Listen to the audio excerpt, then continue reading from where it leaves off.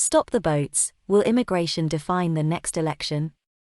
Battle lines are being drawn on the contentious topic ahead of a likely 2024 general election. The government's illegal migration bill, unveiled by the Home Secretary this week, has set the Conservative Party on a potential collision course with the House of Lords, the courts, humanitarian groups and the Labour Party, in a calculated move that some pundits believe may be setting up the issue as one that defines the next general election.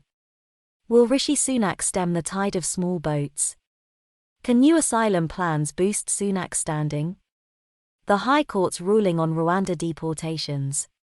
Rishi Sunak has declared he is up for the fight with judges in Europe over his plans to detain and deport nearly every migrant who arrives in the UK in small boats.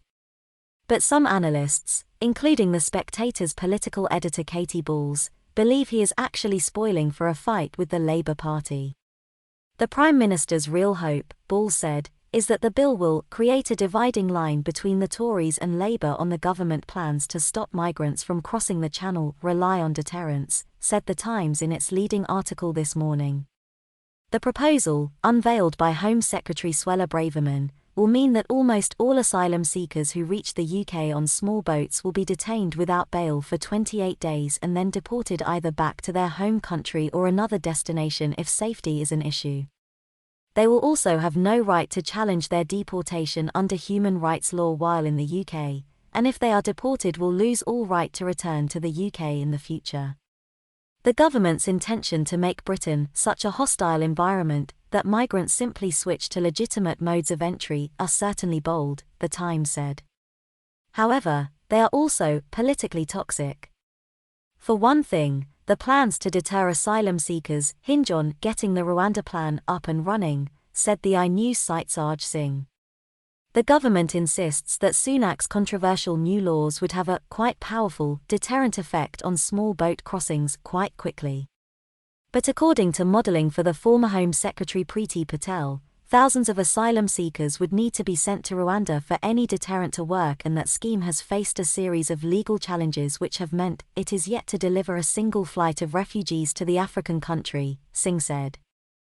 It is not impossible that by the time the next election arrives in 2024 the legislation could still be bogged down in a battle with courts, frustrated by the European Convention on Human Rights, which would mean that scene could then be set for a rerun of the party's 2019 election pledge to get Brexit done, only with removal from the ECHR the cornerstone of the 2024 manifesto, said HuffPost. For its part, Labour looked likely to oppose the government's crackdown on Channel migrants, said the Daily Mail, with Keir Starmer dismissing the scheme as not workable. Indeed, workability is the attack line the leader of the opposition's office wants to fight on, agreed The Spectator's Katie Balls, but others within Labour, such as Diane Abbott, have criticised the plan on humanitarian grounds, which may be precisely the battle that aids in No. 10 are hoping for. Braverman was quick to dismiss the opposition as lacking a solution of their own, or even an intention to deal with the problem, Balls added. What next? If a clash of immigration and asylum policies does become the political battleground for 2024 that the Conservatives hope, Britons are still more likely to trust Labour, according to new research by Ipsos. But the Conservatives are closing the gap.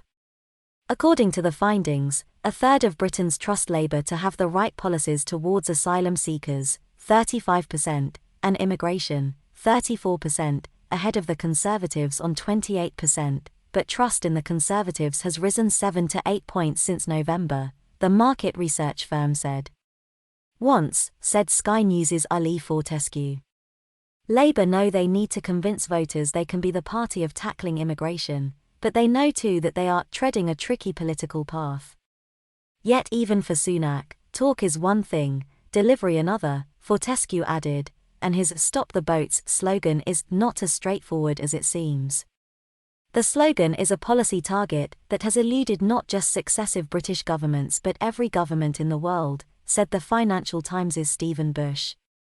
No country, no matter how authoritarian, has managed to prevent all movement in or out of it, he added.